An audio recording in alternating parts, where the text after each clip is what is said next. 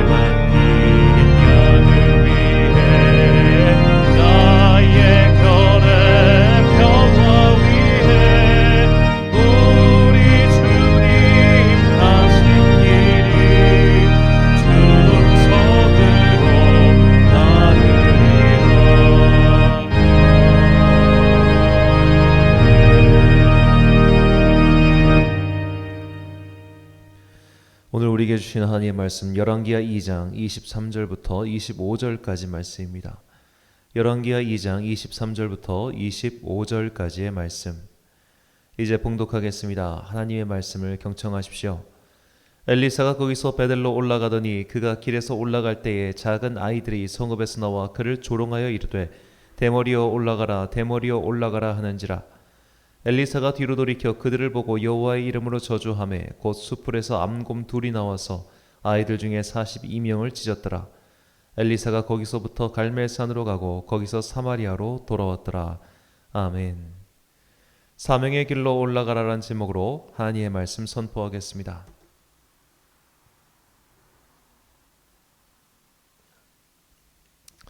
오늘 본문은 이 성경에 나온 여러 가지 사건 중 소위 난제라고 불릴 만한 이야기입니다. 우리 교회는 매주 수요일마다 이런 본문들을 가지고 성경 난제풀이를 하고 있습니다. 오늘 본문은 자칫하면 두 가지 오해를 불러일으킬 수 있습니다.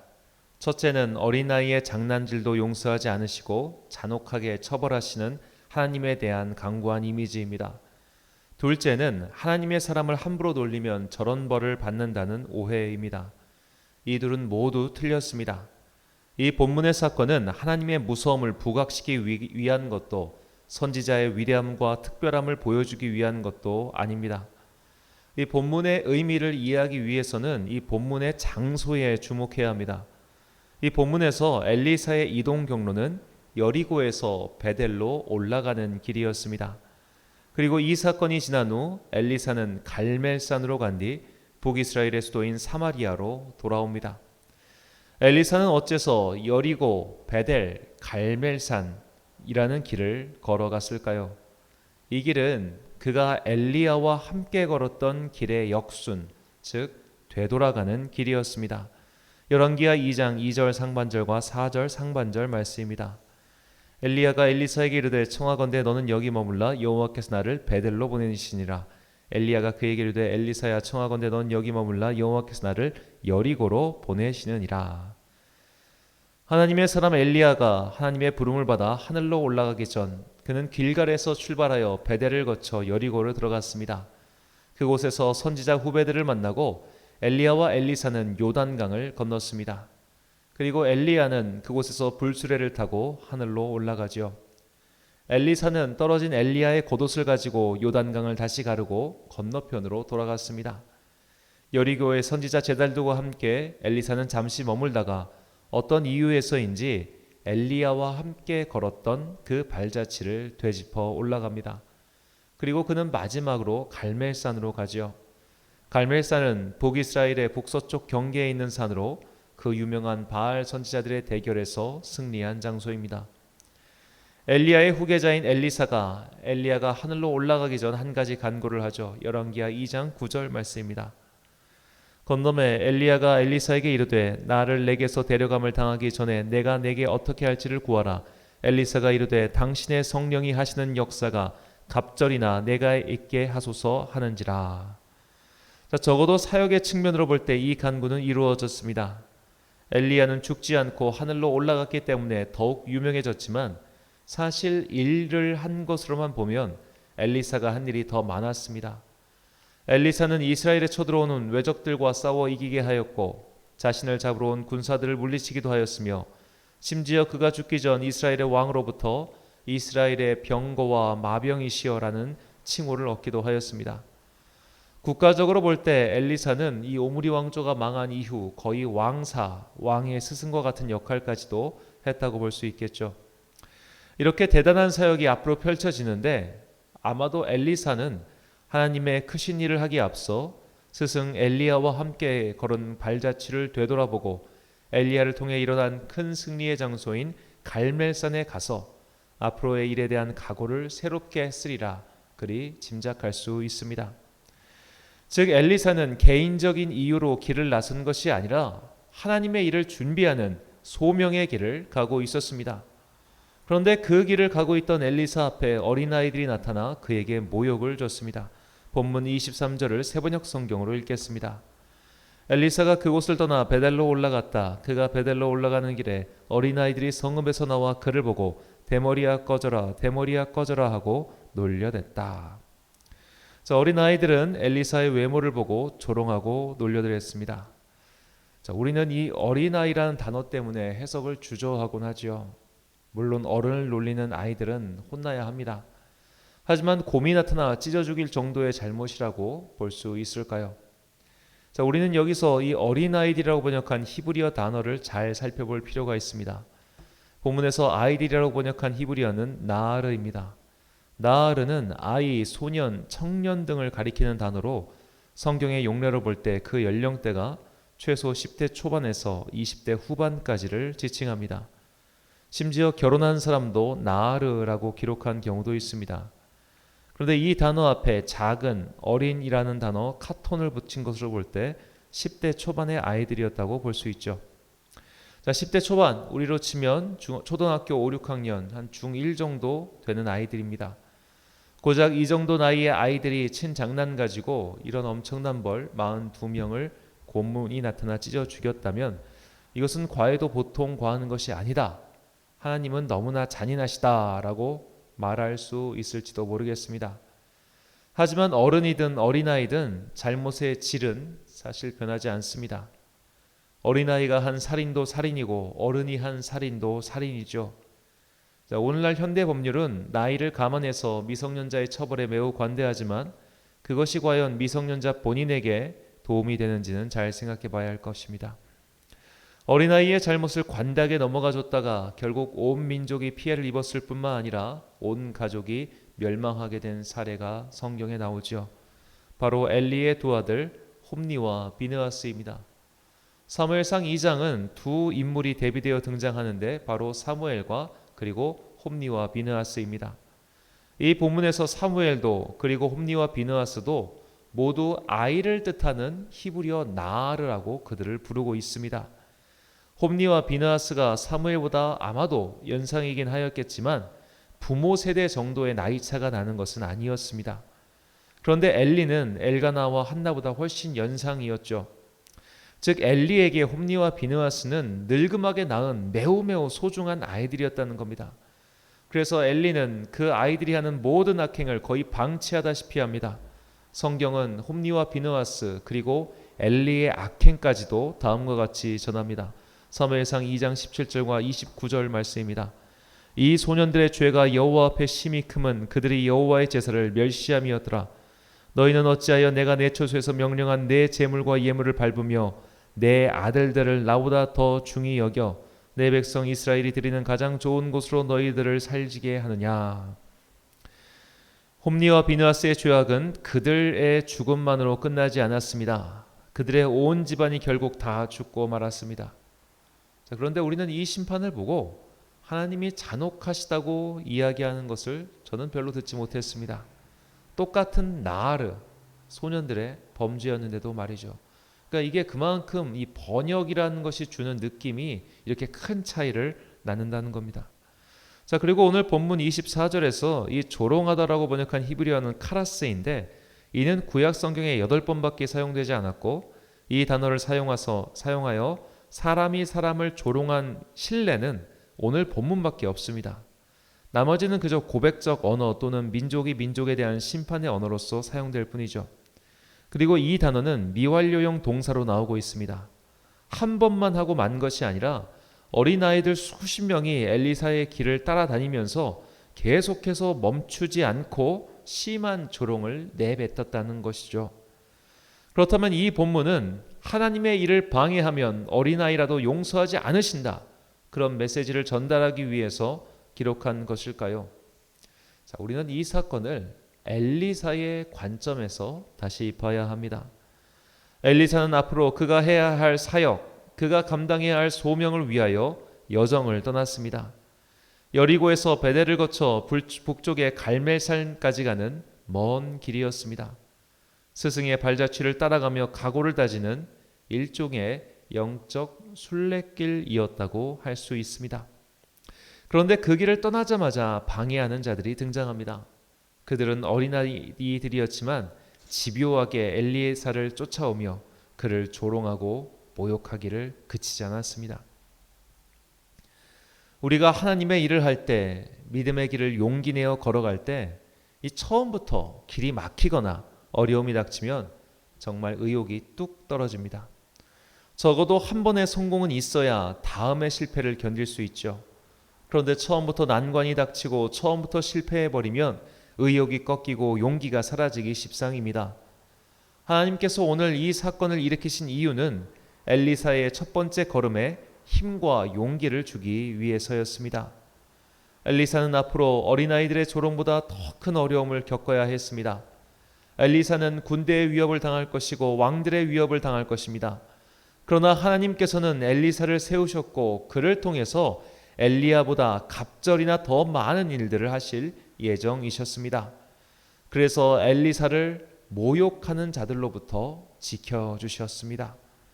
오늘 본문의 사건이 우리에게 주는 메시지가 바로 이것입니다. 우리가 부르심을 받고 그 소명의 길을 갈 때 분명히 모욕하는 자들이 나타나고 방해하는 자들이 나타나고 마음을 힘들게 하는 자들이 나타날 것이나 너희들은 두려워하지 말고 나의 부름을 따라 올라가라. 내가 너희와 함께하며 너희를 지켜줄 것이다 라는 하나님의 말씀이 바로 이 사건 뒤에 감춰져 있습니다. 주님께서는 오늘도 주님의 길을 걷고자 하는 자들에게 이렇게 말씀하십니다.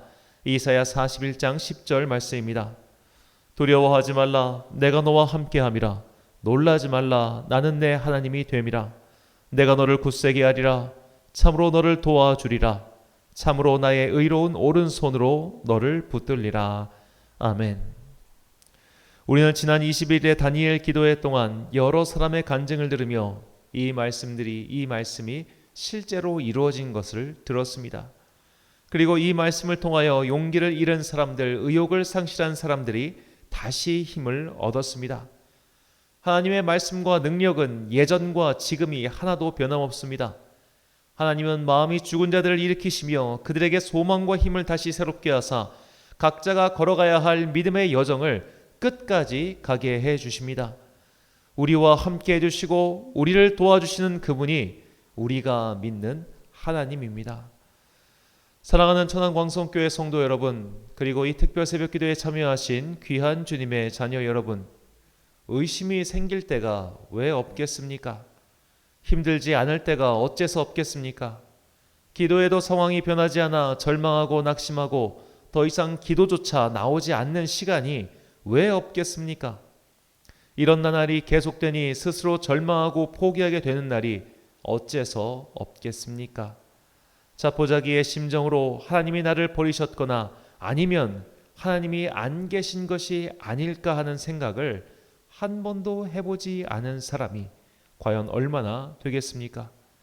눈물과 죽음의 아골 골짜기 같은 인생길을 걸으며 그래도 한 가닥 소망의 실을 붙잡고 하루하루 연명하듯 살아가는 일이 어떻게 없겠습니까? 우리는 사실 그렇게 살고 있습니다. 그런 우리의 모습을 보며 누군가는 조롱하고 비웃고 헐뜯곤 합니다. 그러면 그 말이 비수처럼 영혼에 꽂혀 비통하게 눈물을 흘리는 날이 어째서 없겠습니까? 이렇게 마음이 꺾이는 일이 일어날 때마다, 자꾸만 난관을 만나고 그 난관을 넘어갈 힘이 없어질 때마다, 그때마다 부르심의 소명을 붙잡고 그 어려운 길을 다시 한번 힘내서 올라가십시오.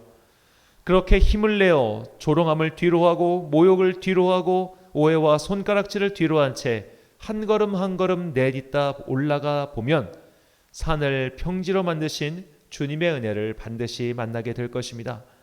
그때 우리는 비로소 고백하게 될 것입니다. 내 인생 여정 끝내어 강 건너 언덕 이를 때 하늘문 향해 말하리 예수 인도하셨네 라고 말입니다. 지상의 삶이 모두 끝나고 주님 앞에 섰을 때 주님은 끝까지 나와 함께 하셨다고, 그분의 손이 나를 붙들어 이 자리까지 인도하셨다고 주님께 고백하며 그분의 칭찬을 듣는 모든 성도들이 되시길 간절히 축원합니다. 기도하겠습니다. 사랑과 은혜가 충만하신 아버지 하나님, 우리에게 5일 동안 그 땅으로 올라가라란 말씀을 주시니 참으로 감사합니다. 우리는 가라고 명하신 그 땅을 향해 나 혼자 걷지 않고 주님과 함께 올라갈 것입니다. 내가 패배한 그곳으로 다시 용기를 내어 올라갈 것입니다. 다른 이의 죄가 아닌 나의 죄를 회개하는 그 자리로 올라갈 것입니다. 우리의 대적 원수 마귀를 치러 올라갈 것입니다. 그리고 이 길을 끝까지 함께 하시는 주님의 손을 붙잡고 우리는 마침내 승리의 길을 향해 올라갈 것입니다. 이 놀라운 순례의 길에 우리를 보내주시니 참으로 감사합니다. 비록 지금 우리의 눈에 아무 증거가 보이지 않고 우리의 귀에 아무 소리가 들리지 않아도 믿음만을 가지고 늘 걷게 하옵소서. 비바람이 불어도 걷겠습니다. 앞이 보이지 않아도 걷겠습니다. 때로는 sak풍이 불어 우리의 몸을 핥히며 지나가도 끝까지 걷겠습니다. 임마누엘, 우리와 함께 하시는 주님의 은총이 이 길의 끝까지 우리를 놓지 않고 은혜가 추격해 올 것을 굳게 믿습니다. 우리의 귀한 성도들에게 복의 복을 내려 주옵소서. 함께 교회 개척의 소명을 받아 이 어려운 길을 동행하고 있는 그들을 지켜주사 일상에서 주님을 만나게 하시며 주님의 오른손이 지켜주심을 경험하는 고백의 성도들이 되게 하옵소서. 코로나의 광풍 속에서 지켜주시고 경제적 어려움에서 건져주시며 굳건한 믿음을 주사 어떤 인생의 파고가 닥친다 하더라도 흔들리지 않는 반석 같은 신앙인이 되게 하옵소서. 이제 주님의 다시 오심을 기다리는 대림절기가 시작됩니다. 그리고 교회의 새해가 시작됩니다. 믿음의 새해를 준비하는 교회와 성도들에게 앞으로 닥쳐올 어둠의 시대를 뚫고 전진할 수 있도록 말씀의 빛을 주옵소서. 참 좋으신 우리 주님의 은총과 평강이 오늘도 온 성도들과 함께 하시길 간절히 소망하오며 예수님의 이름으로 기도드립니다. 아멘. 주기도문하심으로 새벽 기도회를 마치겠습니다. 하늘에 계신 우리 아버지, 아버지의 이름을 거룩하게 하시며 아버지의 나라가 오게 하시며 아버지의 뜻이 하늘에서와 같이 땅에서도 이루어지게 하소서. 오늘 우리에게 일용할 양식을 주시고 우리가 우리에게 잘못한 사람을 용서하여 준 것 같이 우리 죄를 용서하여 주시고 우리를 시험에 빠지지 않게 하시고 악에서 구하소서. 나라와 권능과 영광이 영원히 아버지의 것입니다. 아멘.